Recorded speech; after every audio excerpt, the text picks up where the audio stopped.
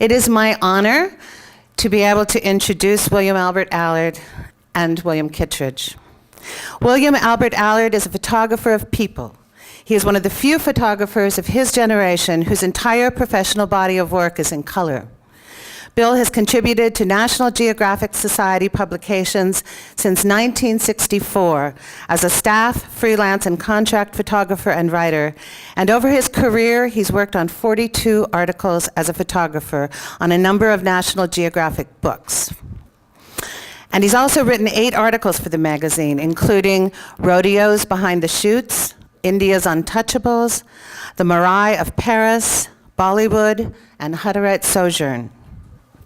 In addition, his prints appear in many private and museum collections. In fact, an exhibit from his new book appeared just last month at the Visa pour l'Image Photographic Festival in Perpignan, France. His new book is called William Albert Allard, 5 Decades. It's his 6th book and has just been released, a retrospective of his work from the mid-1960s to the present. The foreword is written by William Kittredge, who we're honored to have with us today as well.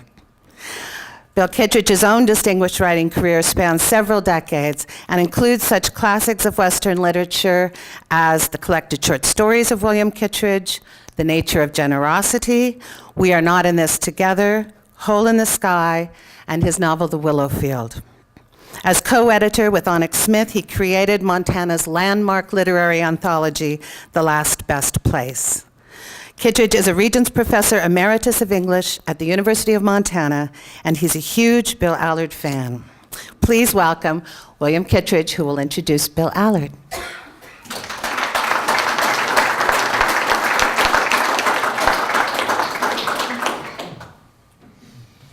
Well, this is going to be a very circumscribed introduction. I've known Bill Allard 28 years now, I think, 1982, in which he had been on the desert cattle ranches in northern Nevada photographing, and an editor at Rocky Mountain Magazine sent me the photographs and wanted to know if I would write an article in response to them.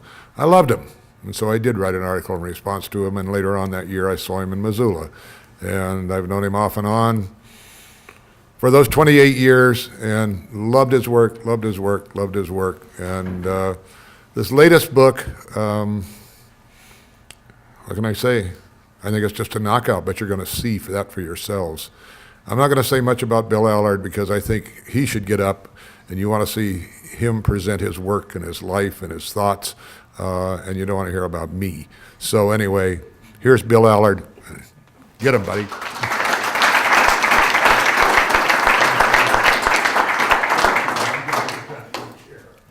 Thank you, Bill. They were going to send you home in the dark. Okay, thank you all for coming. I love this festival. I love all book festivals. I think we should have one everywhere all the time. So what you're going to see, I'm going to show you excerpts from my new book. It came out about 2 weeks ago. I'll show you pictures from various chapters. And I'll read you a few selections from the essays that go along with it. Just to make it short, I came to National Geographic. I was 46 years this past June as a summer intern. Got lucky, kind of came in over the transom and started right there. I didn't have a professional job as a photographer before that. And by the time the summer was over, I went from an internship to a contract and then on staff. And I've worked for a lot of other magazines, most of which have vanished, foundered, gone away. But Geographic has been my major resource. So, without any further ado, great help with the people here from the hotel, but digital projection is always a little bit, maybe not quite where you'd like it to be. So, let's start and see how it looks.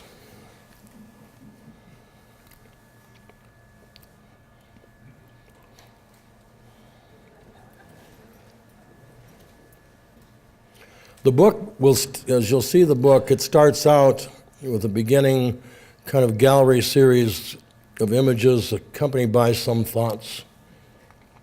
I have to swallow this thing. I can't speak with the throat. I got a cold yesterday, just what I needed. That was the spring training, looking through a fence in a spring training game in Arizona with a scrim right behind the link fence. And of course, the sun falling on that casts a shadow of each link, and it gives it that dimensionality. I don't have the vocabulary of a designer to talk about color. I wish I did, but I do think I can kind of feel it. I think it's intuitive. You know, it's just intuitive, and we all react to color differently. But and in my work, I do believe that color and composition itself are rather inseparable. And if I were not a photographer and a writer, I'd be in music somehow. Could probably very well be dead too. Who knows? I don't know. But I love music. It's a driving force. I'm from a musical family, and I really believe that pictures can be remembered, paintings can be remembered the way we remember songs.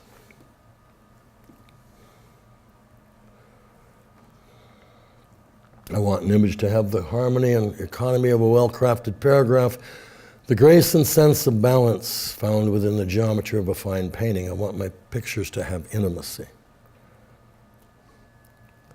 So this is basically the first picture I had published in National Geographic in 1965 on the Amish. It's a simple portrait of a boy with a guinea pig.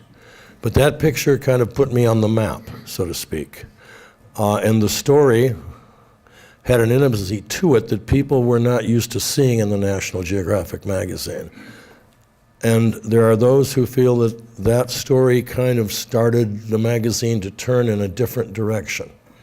National Geographic was never a revolutionary magazine. It's always an evolutionary magazine. And it's, for that reason, still alive. Excuse me. All right, we'll go into a story now. I spent a couple of years at Geographic as a staff member, left in the fall of '67 to freelance, and this was the first assignment I had. It was my first trip to Europe. No, not really my first trip to Europe, but my first trip to Spain and France on the Basque Country. And for some reason, I felt very much in tune with that country. God knows I didn't speak the language. Nobody does unless they're Basque. And I get asked often, what are your favorite picture? What's your favorite picture? It's impossible to say. It's like if you have a zillion children, how do you pick one? But there are pictures from any body of work, any essay, that stand out to me, and this would be one of them, and throughout the book I write a little bit about this. And I'll read what I have to say about her. A girl stands in a cemetery. Her hair is cut boyishly short. Maybe her mother trimmed it just today. She holds her hands at waist level, her small fingers interlaced, arms held close to her sides. She wears a wrinkled cotton dress with a flowery print, uneven at the hem, and a thin blue sweater slipping off one shoulder, the sleeves tugged up above her wrists. She wears rubber boots and stands firmly on gray pieces of gravel, fully confronting me with a stare that seems protected by the crucifixes rising ghostly from the two tombstones behind her. There are flowers, real and artificial, and although I can't see them, I know there are photographs of the dead displayed somewhere on the cold granite, of those graves that are as hard and foreboding as she is soft and warm and a well-tended-for child. She may be wondering how long I will take her picture, and so am I, probably. After making a picture, I later often think, I should have done more. I should have done it better. But I'm not at all sure I would change anything here. She is a child in a cemetery, nothing more, perhaps, and maybe a lot more, depending upon how and what you read into the picture.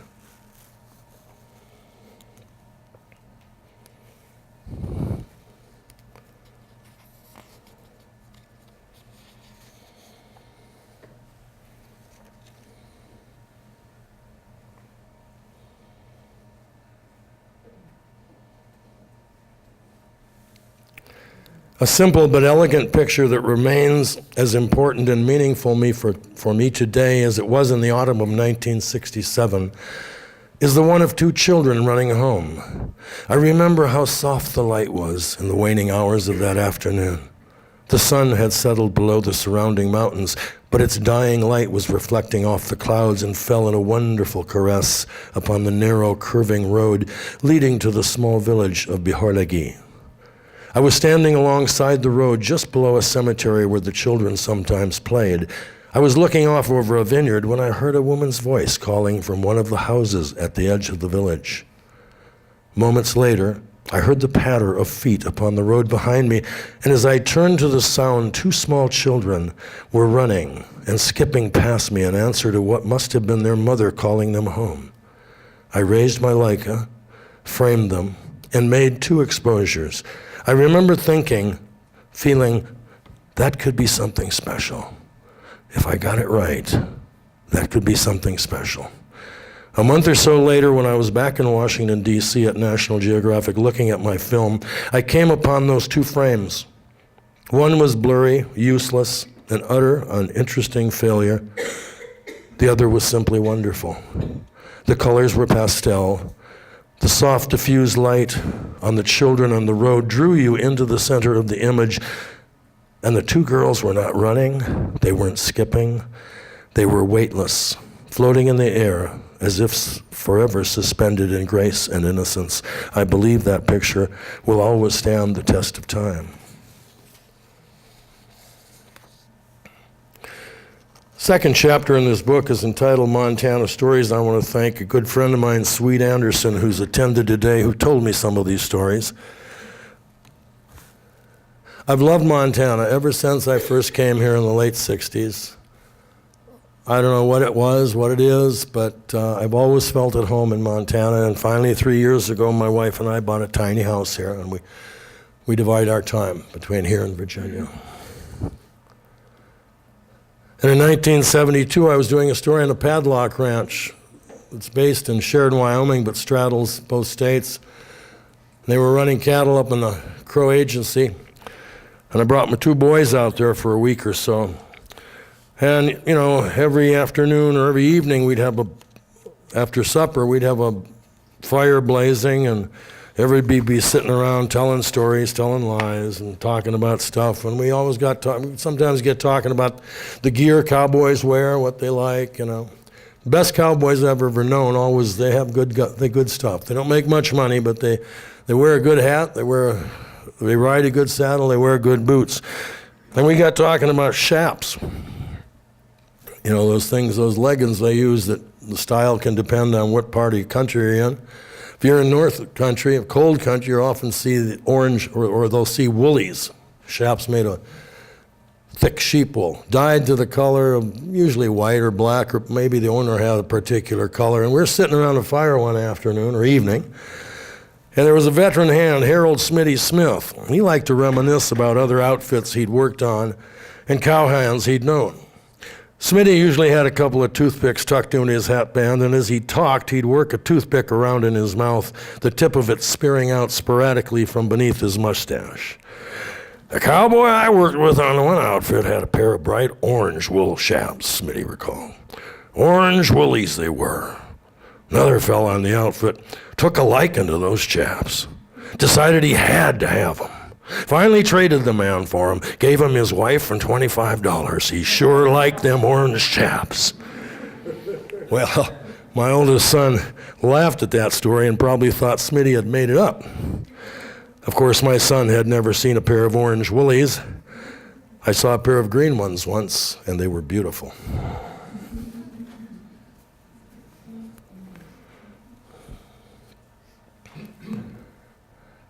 All the pictures in this chapter are not from Montana, about half of them are.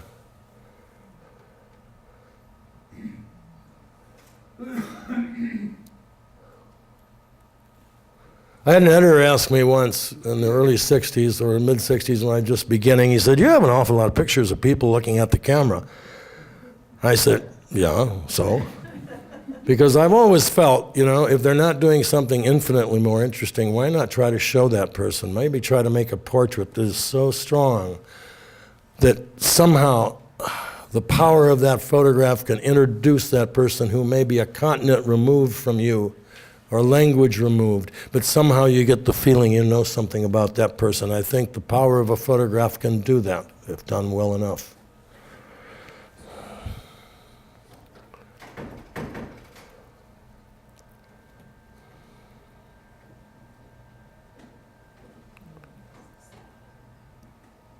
That man really knew horses.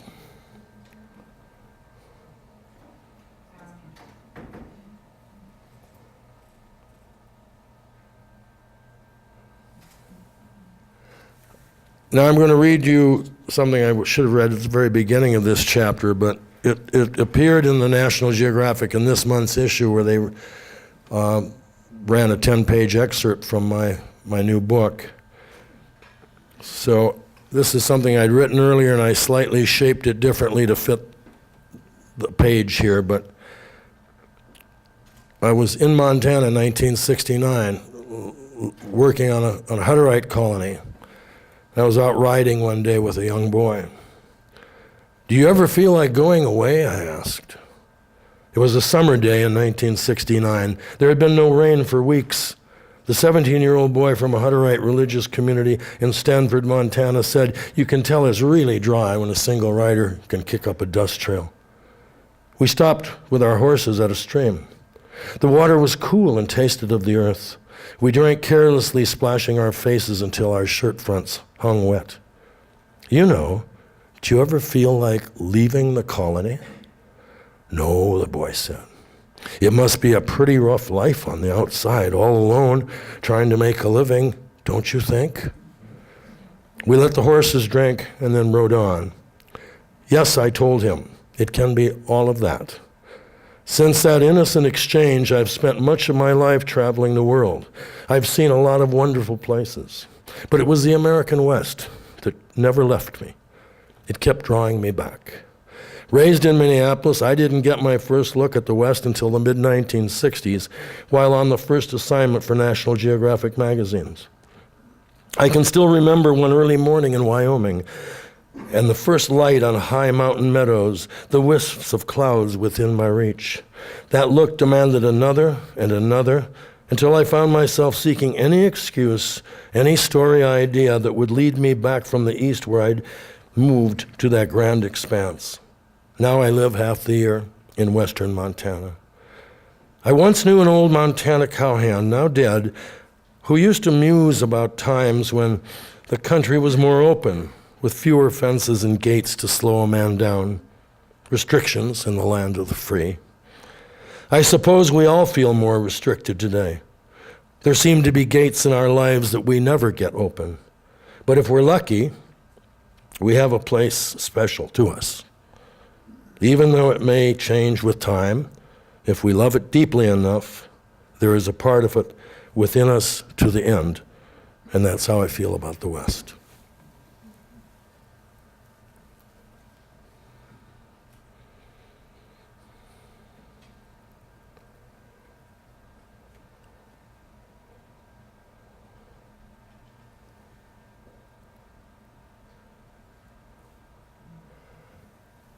Those words were spoken by Brian Morris, a buckaroo, good friend of mine, who passed away a few years ago in Nevada.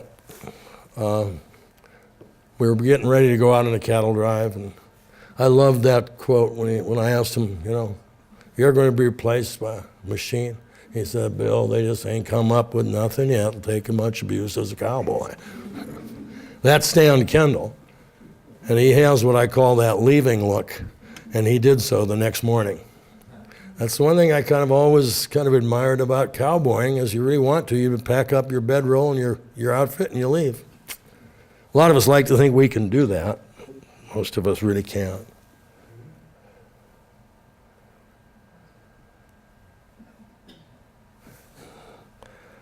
On a gray fall afternoon a few years back, I was driving along a narrow strip of Highway 81 between Coffee Creek and the route to Lewistown, which is just about in the dead center of Montana. I saw in the distance a couple of metal grain bins flanking a wooden shed out at the edge of what had been a wheat field. The light was dull, kind of somber. but the structure standing in solitude seemed both desolate and yet decorative. The local high school seniors had targeted the ensemble for some multicolored graffiti, marking the shed with a big 06 and one of the metal grain bins with a salutation they evidently felt appropriate. Welcome to the middle of nowhere. I couldn't help wondering if they'll feel the same way after being out for a few years in the middle of whatever else life has in store for them. The middle of Montana has always looked pretty good to me.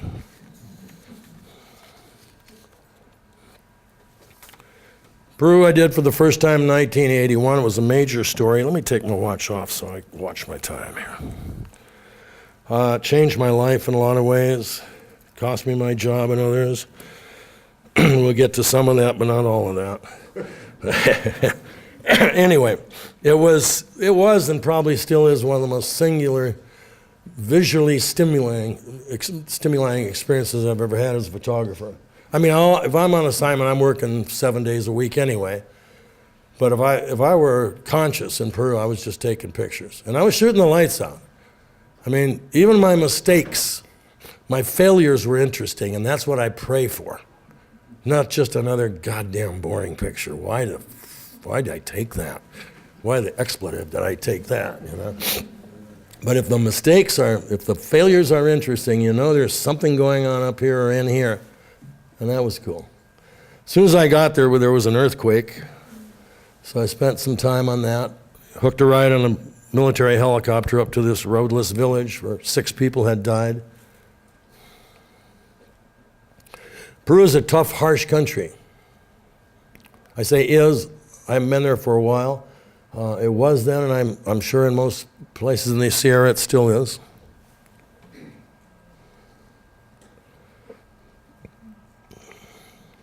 Those huge boulders are the result of a mudslide. And that girl is kind of picking her way along a path leading her to home. This picture had a life of its own, and it was very significant to me. I was in the Alto Plano in 1981, driving back, as my normal way of working is just to go out. It's like hunting. I just go out and look around. Very serendipitous. I'm a big, big believer in serendipity. And coming back, I saw this boy along the edge of the road, and we stopped. You can see how poor he is. You see his patches, his stitching on his pants. He had been doing what a lot of these kids do, or the families do. Somebody in the morning has to take that band of sheep out to graze, and then somebody has to bring them back in the afternoon. And that's the family's economy. Maybe they've got a cow, maybe a few chickens, some sheep. So Eduardo was bringing these sheep back, and some driver came screaming down the road and just blew right through that band of sheep, killed about half of them. You can see them lying there like broken stuffed animals in the background. Excuse me. And I didn't give him anything. I don't think we gave him anything. I don't think we had any fruit or food, which would be the thing to do. You can't just go around throwing dollars at people. But when I got home and I saw that photograph, I told the geographic editors, we have to run this picture. That is very reflective of what life is like for a lot of people in that country. And they ran the picture, and they ran it large, and what I didn't expect, although I should have, if I'd really been thinking, was the response from readers. Classrooms would send in a couple of dollars. Somebody else would send a check for $100 or whatever. And it turned out they got around $8,000, and I was in bad shape with Geographic at that point. I thought I knew where I could find the boy, but they weren't about to send me. So they found the CARE organization, international organization called CARE, and they found the boy, replaced the sheep, put a water pump in the village, and the rest of the money was supposed to go into a fund for Peruvian school children. And, when that happened, it was like taking a big weight off my shoulder, because we're takers, photographers. We really are. And I write a little bit about it. I say, Susan Sontag implied in her book on photography that photographers are of a predatory nature. And I believe she was right in many ways. I think photographers are certainly not all the same and should be judged by their individual discretion and professional behavior when in pursuit of a picture. On the other hand, listen to the vocabulary we commonly share. We take, we capture, we shoot, we get, and on and on. That does tend to speak for itself. Over the years, I've taken so many pictures of so many people without giving much of anything in return other than a thank you, maybe a few prints, often not even that. Still, in the end, I know I've made and have had published many pictures that have introduced a subject or a person to viewers far removed, pictures that may have educated them, told them something about the world someone else inhabits. I know I've entertained viewers, giving them visual pleasure, maybe even some kind of comfort. But this picture of Eduardo, however, is one of the rare times I feel I've been able to give back to one of my subjects in a significant way. Although I think its aesthetics merit hanging the picture on a gallery wall, I don't imagine the image will ever warrant a mention in the history of photojournalism. It didn't help stop a war or contribute to the eradication of a disease. It didn't raise $1 million for a just cause. I suppose it's just another picture of a poor kid in a backward place. But it did, in fact, actually make a positive difference to someone's life. In my experience, that simply doesn't happen very often. Now, a more uplifting picture, there's a truckload of beach balls. I challenge anybody in this room to tell me they've ever seen a truckload of beach balls. Even those of you who might be from California. No, truckload of beach balls. Those two women had never seen a truckload of beach balls. The only one I've ever seen. And looking for pictures is a little bit like hunting. I do hunt, and it's a lot of watching and waiting, and being careful not to flush it away.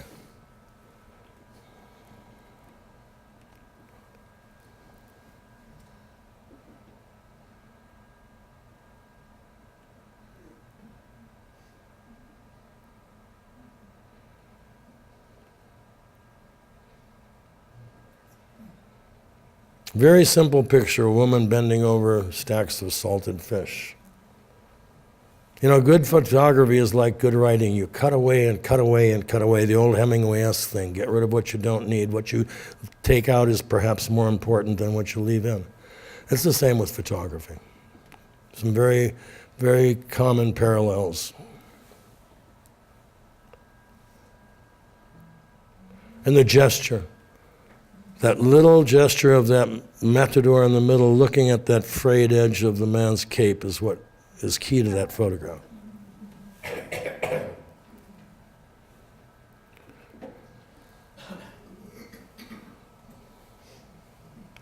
Now, while in Peru in my first trip in 1981, I had heard that they couldn't get meat just whenever they wanted to up in the Sierra. That was kind of rationed. So I thought, well, I'll go to where they slaughter animals and maybe do something there that relates to that. And of course, when I went in there, it was very revealing, and it was totally different than what you would see in a Hormel plant or someplace in the States. I mean, there were nobody in hard hats and rubber coats or whatever.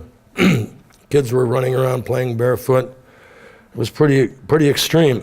And I started doing a body of work within a body of work just on the slaughterhouses on El Camalas. And I thought, why am I doing this now? I'm not doing it for shock value. And I found it was very reflective of a lot of things about Peru. A harshness, the immediacy of death, just a whole kind of life pattern that was reflected there, that was reflective of that country and so different from mine. Here in a slaughterhouse, there were no men in hard hats and rubber boots and smocks. Here, to a place of violence and sudden death, a mother might bring her children to play barefoot on the blood-slick floor while she helped her husband hold down a screaming pig so he could make the fatal knife thrust. Here, an elderly woman might dash in to collect a cup of cascading blood to drink hot from the drying animal. Here, amid the squealing and the carnage, I saw a girl selling chewing gum from a cardboard box. Dead pigs sprawled at her feet. Another girl stood nearby, her skirt and her sweater sleeves soaked, her forearms and even her face splotched in scarlet from helping collect in plastic buckets the blood spilling from the jugulars of glass-eyed steers, toppled by a dagger stab to the spinal column at a point where the neck meets the head. I saw a man in a nice sweater and a neatly pressed trousers attending the butchering of his pig. A cow lay on its back, its feet hacked off, its head resembling something from Picasso's Guernica. In 1995, I photographed another story about Peru for National Geographic, and in the finished and approved layout was a picture I had made in Ayacucho slaughterhouse when the workers were butchering hogs. A woman, seen from the chest down, stands in a blue skirt flared out above blood-splattered sneakers. In her gore-coated hands, she holds red-smeared plastic buckets, and she is flanked by two small girls, each holding their hands over their ears. Behind them stand three other observers. I was at home one morning when editor-in-chief Bill Allen called to tell me he was going to take that picture out of the story. Too tough, I guess he figured at the time. I asked to explain why I thought it should remain.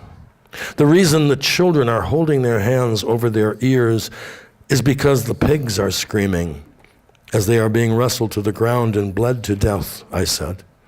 Ayacucho, I reminded him, was the birthplace of the Shining Path guerrilla movement. They slaughtered many people in their homes, I said to Bill. Sometimes entire families. There must have been a lot of screaming. And he left the picture in. It's the only time in 46 years that I've had an editor-in-chief call me at my home to tell me he was going to change a layout, that he wanted to take out a picture he knew I felt strongly about. It's also the only time I can remember successfully explaining a picture of mine back into a layout. Incredible as it may seem, I found a kind of beauty in the reality of what I witnessed in those Peruvian slaughterhouses.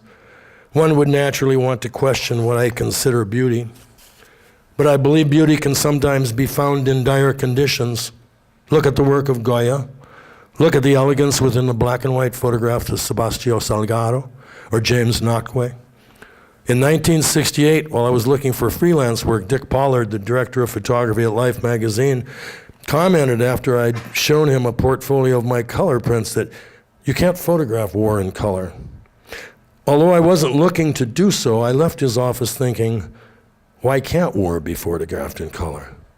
Death from war or famine or murder happens every day under beautiful blue skies. I think a kind of beauty can be found in conditions not considered beautiful in a traditional way, and perhaps not at all in the eyes of those who dwell within the imagery. William Stott, in his book Documentary Expression in 30s America, comments on the beauty to be found in the formal images by Walker Evans of the dirt-poor Alabama tenant farmers in Evans and James A's G's Let Us Now Praise Famous Men, a book that greatly influenced me while at the University of Minnesota. In the Peruvian slaughterhouses, I saw images that could easily shock, which was not my intent, and yet at the same time, have a strikingly strong aesthetic that draws you in, makes you want to look.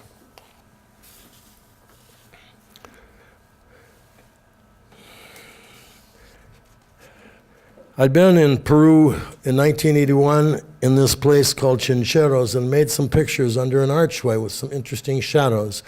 And they were nice, but I thought if I can ever get a chance to get back there, I think I could do it again. And so when I got back, 4 years later, I went back and forth between photographing the general market scene and crouching under the archway, watching with passing time how the shadows changed, looking through different focal lenses, moving slightly this way or that, wedging myself against a low retaining wall, making small adjustments in angle, virtually making myself into a tripod. I was putting a picture puzzle together in my mind and eye, waiting for something or someone to come along to create the moment and complete the picture. What was it that the poet James Dickey said about the freshness of a poem? How it seemed to come out of nowhere, so natural, but in reality, it takes me 100 drafts to get a poem right, he said, and 50 more to make it sound spontaneous. It is sometimes like that to photograph in the streets, to find that chunk of space between a storefront and an alley entrance or some light-shadow combination where one might wait almost in ambush to take what passes through that space, to fit it into the puzzle and make the whole work. It might take many different attempts to make it work. Maybe only a few, maybe it never does.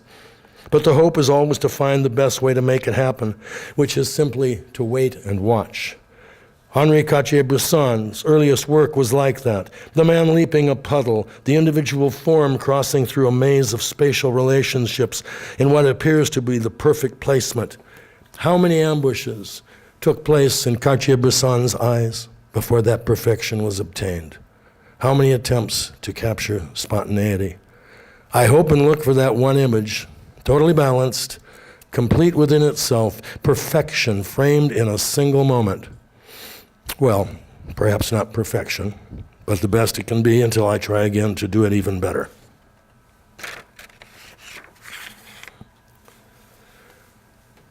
Oh, we won't go deep into this. There was a period of time I said the wrong thing to the wrong person at the wrong place back at a meeting, big meeting in 1982 at Geographic, and found myself not working for them for another 3.5 years. But there are a couple of pictures I made when I got out of purgatory with these couple from Australia.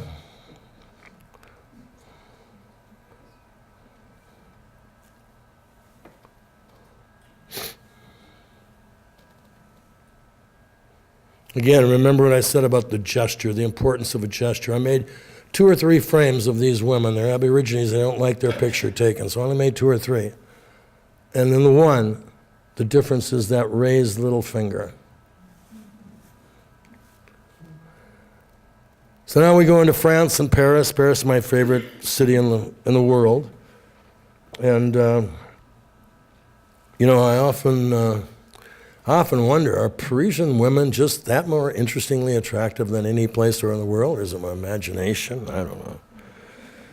In Paris, you can fall in love at first sight with a woman passing by, walking her bike, a swath of soft yellow scarf embracing her throat.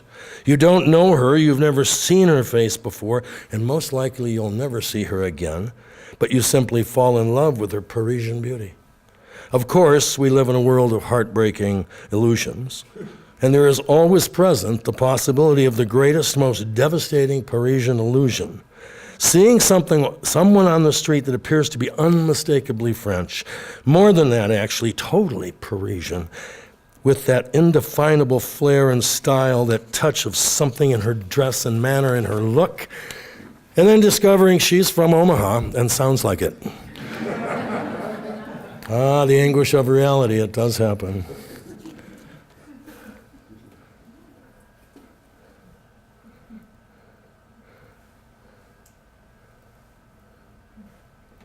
And I do believe walking around Paris is like walking through a series of one-act plays. I love walking around Paris. My wife, who's in much better condition than I, exercises where I don't and does a lot of walking. We came back from Perpignan, the south of France, and had a couple of days in Paris, and I took her through my old haunts, and I turned around, she's barely moving.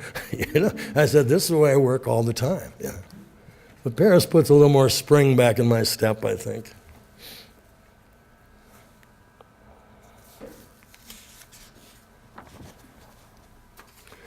1988, we were going to do the work for an issue to be an all France issue to come out the next year. And when I heard that, I thought, well, you're going to do something on fashion. I'd really love to do that.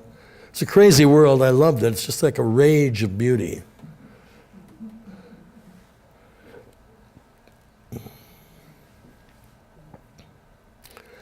And they had a cliched idea, but I did it. They said, why don't you hang around a couple of American models? So I did.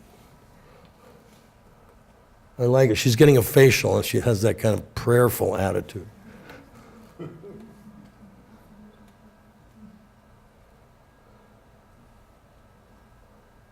And then in the south, did work in Provence. Other than Paris, I haven't worked in a lot of different areas of France.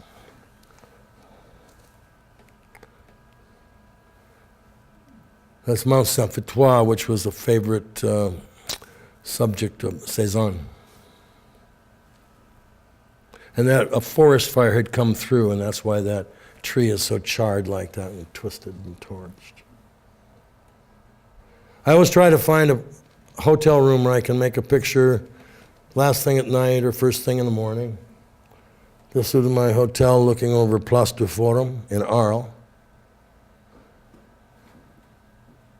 And that's in the Café Van Gogh, across the place. Gypsy woman standing having a cigarette, and this couple from Paris pressing their lips together in a kiss that went on forever.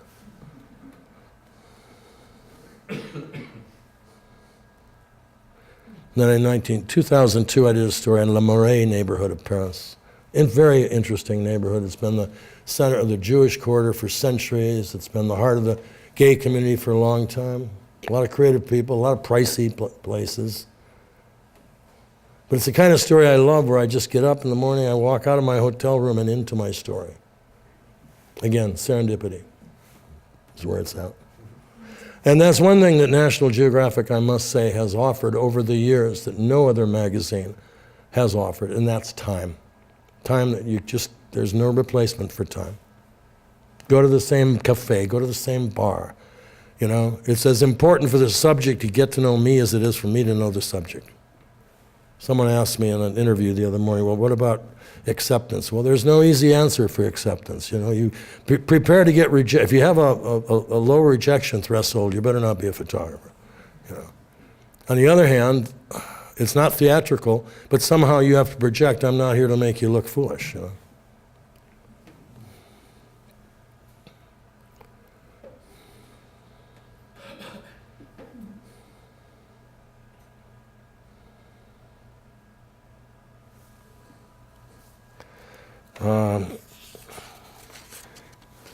Where am I here? I wanted to say something about that picture, but I don't know if I can find it.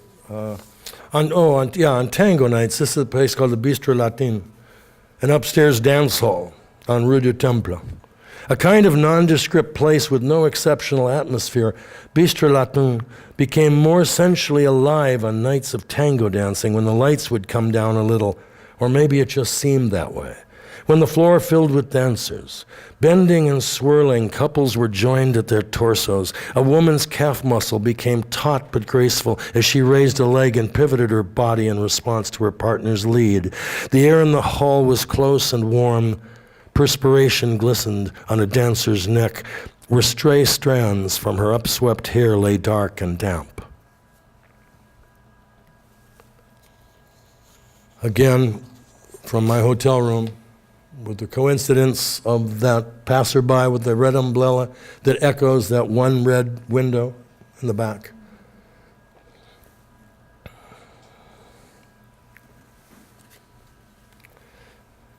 I recall a night in Paris in 2002. It was early October, and I'd stopped in Paris on my return home from India. I'd taken an expensive taxi ride from the Sheraton Hotel at Charles de Gaulle Airport into the city to meet the French National Geographic magazine art director, Magdalena Herrera, for dinner. It was cool enough for a jacket, but after the daily steam baths of Mumbai, the Paris weather offered great relief. I had the taxi stop near the Metro St. Paul on Rue de Rivoli, and because I was an hour and a half early, I walked up to La Tartane for a glass of wine. My favorite spot at the curve of the weathered marble bar was vacant, and I could stand watching those who passed by outside. The bobbing heads making their kiss-kiss greetings, the bicycles floating by in the curbside lane, women with scarves enclosing their necks and throats snugged loosely just below their chins. A woman entered the open door, and I could feel the cold air wafting off her jacket. Funny that should be so. Like a breeze, actually. She stood at the bar near me. She lighted and smoked a cigarette, stroking her shoulder-length chestnut-colored hair, glancing up to view herself in the mirror behind the cappuccino machine. Most of the mirror was concealed, but behind wine lists and daily specials scrawled in white. The silvering of the mirror was flawed, and a single crack traversed the lower third like the horizon line of a sloping landscape. I watched her look at herself, and I wanted to make a picture of that, but I couldn't. I felt I was too obvious. The moment was too fragile to stay. Should I raise my camera? I had to let it go. Having it in my memory would have to suffice. I could later write about it if I chose to. I could take accurate notes right then and there, and I did. and I could later revise it if I wanted to. A writer can make an observation and later shape it and reshape it to his liking in endless drafts. A street photographer who can't control anything might be able to take another picture, maybe another different exposure, but he can't really change or improve what was seen in that first moment because it is gone. As a photographer friend of mine said, there is no such thing as a second first impression. In July 1986, I had worked pretty much all night on the eve of Bastille Day. And in early morning, I was ending my day. I think he may have been too. I immediately recognized him, crossing Boulevard Saint-Germain at Place Odeon. Most of the terrace tables outside Le Ray Odeon, where I often went to stand inside at the Zinc Bar and sip pastis, were filled with patrons. The sunlight was fresh and bright. When I was almost across the street, I saw him there at a table near the outer edge of the terrace, his face unmistakable, skin the color of dark chocolate, eyes somewhat hooded and rather sad, a small man. Our eyes met and he smiled. I nodded in return, slowed for just a moment, then walked on. Why didn't I stop, I thought later. Why didn't I say, "Good morning, how are you? It's a truly beautiful morning in Paris, isn't it?" But I didn't. I walked on by. Who knows if I'd stopped and said, "Hello, I'm a longtime admirer of your work." Maybe he would have invited me to sit with him for a while, have a chocolate, a croissant. Maybe we could have talked about writing, if I had dared to ask. Those books of his I'd read 2 decades earlier, while at the University of Minnesota, when I was devouring books by fine writers. Maybe we'd have talked about his many years in Paris, maybe even about the interestingly attractiveness of French women, although that was early in my Paris experience and I hadn't quite yet come to that conclusion. But I didn't stop, and we didn't talk. A year later, in the south of France, James Baldwin died at age 63. I have to move more rapidly here. First time in Italy, 1969. Regatta on the Grand Canal. I love Italy. As much as I love Paris as a country, I kind of favor Italy, almost anywhere in Italy. In Sicily in 1994, I always think that someday he will be running some major city in New Jersey.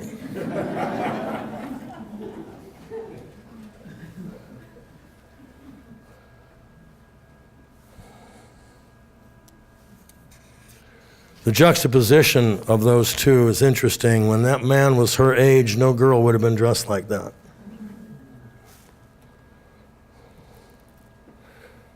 Slaughtering bluefish tuna, almost all of which it's very overfished, and it all goes to Japan. Very expensive.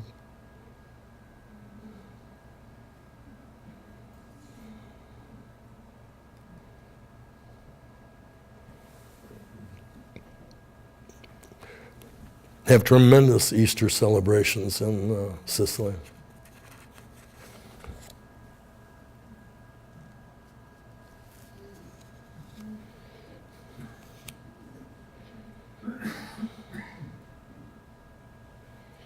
Cremona, the town where Stradivari and 2 others, and it's still a place where they make violins, beautiful violins hanging in the windows.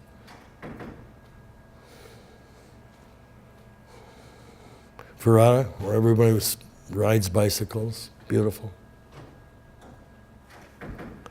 Whenever we were in Turin, I had an Italian assistant.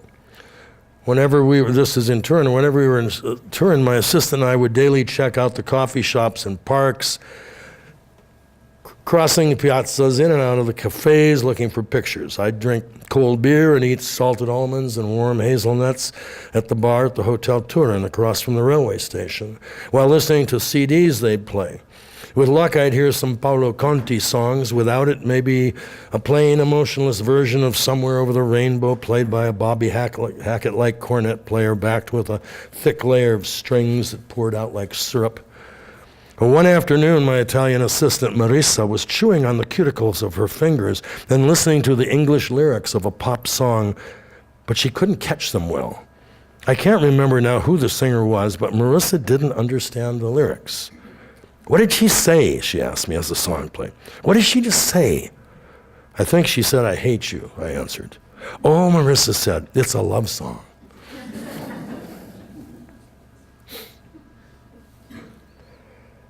In early September 2001, during my fall trip for the Po River assignment in Italy, Marissa and I were staying at a bed and breakfast on the far eastern edge of the Delta. We had some nice rooms, clean and quiet, with no television. None was needed in such a beautiful place, although it's nice to be able to catch some news if they have CNN. On a lovely afternoon around 3 o'clock, I was reading a book in the open courtyard of the inn. Marissa was somewhere, I didn't know where. We were waiting for the light to get good, and then we'd go out for a drive looking for pictures. Bill, you'd better come in here. Marissa, her face somewhat different from the one I thought I knew, had emerged from the patio doors leading to the owner's living room where she and they had been watching television. I went in and took a seat. CNN, with only Italian commentators, was showing the Twin Towers of New York's World Trade Center aflame, huge billows of smoke rising into a clear blue sky. They showed how an airliner had plunged into one of them. They showed it again and again, and then, oh my God, one after another, the towers fell, collapsing upon themselves. All the commentary was in Italian, so I couldn't follow the explanations. Marissa filled me in, but I could only sit mute and watch the surreal horror of it all. And then I couldn't watch any longer. I got up from my chair and walked out to the iron gate separating the inn from the parking area. I leaned upon that gate and I came apart. I sobbed. What was happening? A nightmare was taking place within my country, and I was on the outside looking in. Later, I learned about the other planes, about the crash in Pennsylvania, about the Pentagon. In retrospect, I don't recall feeling I should have been there in New York or Washington to document what was happening. Had I been, of course, I would have. But that afternoon, leaning against that gate, I didn't feel like a photojournalist. I felt like a man whose country would never be the same. I felt engulfed with the fear of what in the world will it be like for my children. I asked Marissa to drive me to the nearest town. I needed to buy a shortwave radio, something I always traveled with in the early years of my career. But now with CNN in English being available almost everywhere I went, I had not been carrying a radio in recent years. I found one in town. I listened to the reports, so unreal, so devastating. I smoked some cigarettes, drank some whiskey, and felt hollow inside and terribly far away from my country, from my wife, from my children, my 4 oldest approaching their 40s, the prime of their lives, my youngest only 14 years old, just beginning. What was happening to their world, their future? Later that evening, I learned from a telephone call from Mike Yamashita, a photographer friend in America, that my friend Ann Judge, who had headed the travel department at National Geographic, and another National Geographic employee whom I didn't know had been taking some Washington, D.C. school children on a field trip to Los Angeles, but the terrorists aboard the plane had turned it back and plunged it into the Pentagon. Anne used to walk around the travel department office with her shoes off, always in stocking feet, pretty and pert, capable of handling any kind of travel problem I might have. Anne could always fix it. When I was up in Washington to edit or to do a layout, we'd have a drink out on the patio of a place called Herb's on 17th Street and Rhode Island Avenue, a block away from the Geographic. Now she was gone. In my career, I've often been alone, but seldom lonely. That's not necessarily a good thing, I suppose. Maybe if I were not so capable of immersing myself in my work, I would feel more pangs of lonesomeness for those I love, for those who need me. I loved being in Italy in 2001. But on that September day, and on many following days, I felt very much alone and lonely. I am still too capable of being by myself, but as I age, I realize how much I have missed in being so. In a way of life that has offered me so much, I have not always taken the best. Okay, we gotta move on here. No more reading. Ironically, as much as I love music, the only story that I ever really worked on that was centered around music was a story on the Blues Highway in 1997.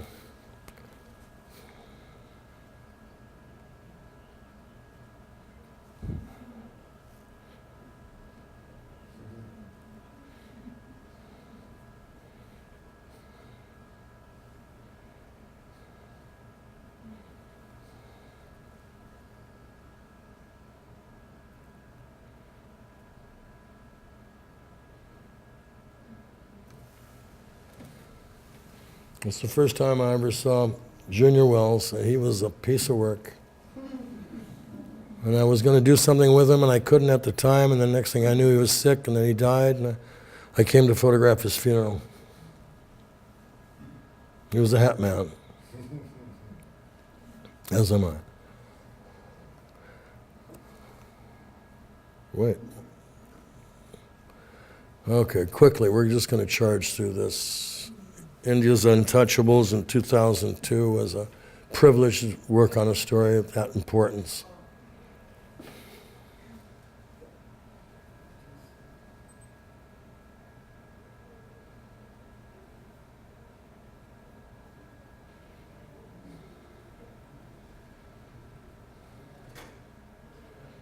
That baby was found discarded, a female baby, and someone found it before a pig or a dog found it, and they brought it to a home where they were trying to teach midwives who are all untouchables because they deal with blood.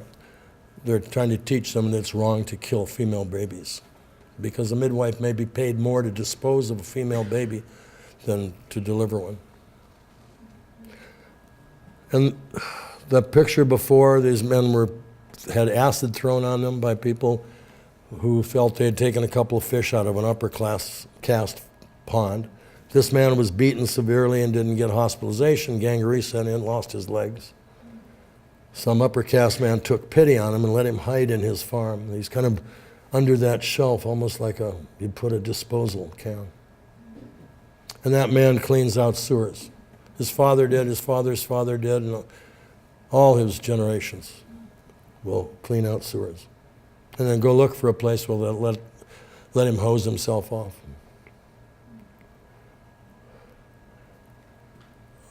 I'm known basically for my masculine subjects, but really the female face is the thing that interests me the most. And as I say in the book, I do a lot of the cooking, most of the cooking and the shopping when I'm home, so I kind of pick my stories on where I might see that interesting face. And then sometimes I'll just say, a lot of these portraits are found. In this case, it's somebody I'd seen. She tended bar at Café Van Gogh, and I was struck by her and said, let's take a picture. And we went in this room. That wasn't my room. It was in a hotel. I'd seen the room, and it had kind of Matisse colors. But other pictures just happen. This was an Italian actress, and I saw her backstage at an outdoor theater in Syracuse, and I stepped in front of her and walked quietly a little bit, just for a few minutes. I stepped aside, said, grazie. She nodded her head, and that was it. And that was the only exchange we had, and it made a wonderful cover of the magazine, and it's also the cover of my new book. That was a student I had at a workshop in Tuscany. The former assistant of a wildlife friend of mine in Jackson Hole. That was my first digital camera portrait. I kept forgetting I could look at the back of the camera and see the picture. This is my home state of Minnesota. I was working on a book on Lake Country. Well, if I had this one, I really should have read you this one, but no, I won't. It takes too much time. My first and only fraternity Christmas party. Backstage in Paris.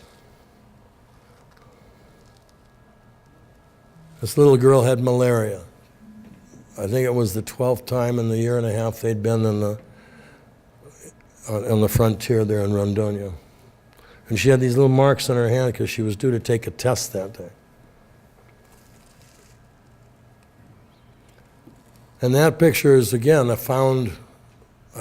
whenever I'm sitting in a cafe somewhere, or a restaurant, I'm often by myself. I have a book and a camera. If I'm with someone else, I'll have a camera and I'll have a book and a bag. But always, worst case scenario for me is to have nothing to read or not enough light. But I also pick a spot where I can watch people and eavesdrop, even though I don't speak the language, get kind of the gist. And I don't know how it was, but she must have done that once before, because I don't know how I was ready for it, but I just raised the camera at the moment she turned to exhale that cigarette smoke. And normally you don't want in a candid photograph eye contact, but in this picture it's what brings the intimacy to it, between you and she.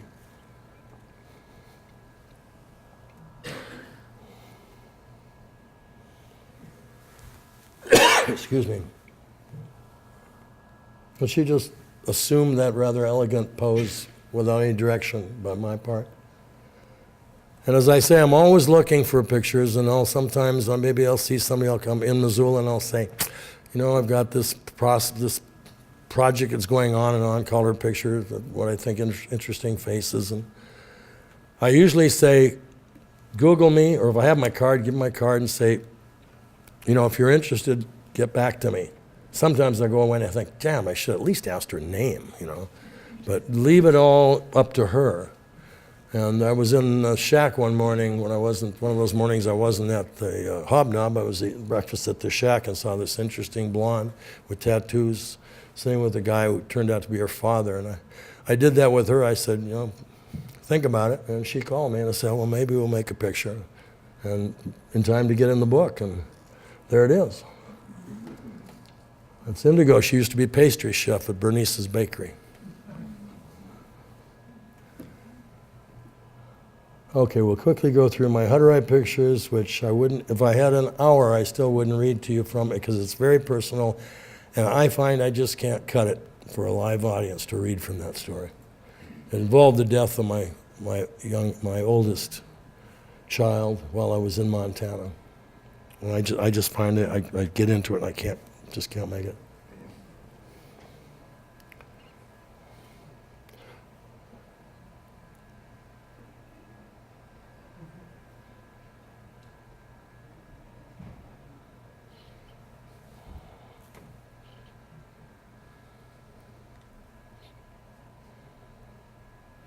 Those two are married now.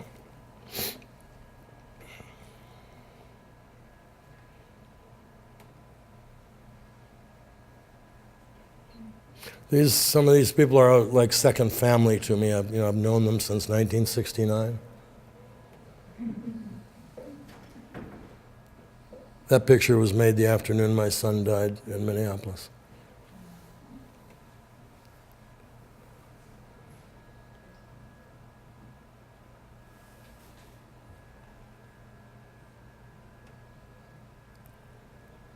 And that guy in the blue shirt, he's Darius Walter. He's one of my best friends anywhere.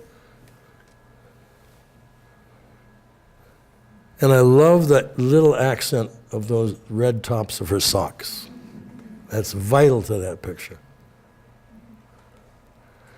Okay, sorry I've taken so long, but that's back in Virginia with Buster and Lizzie the terrorist. Thank you much.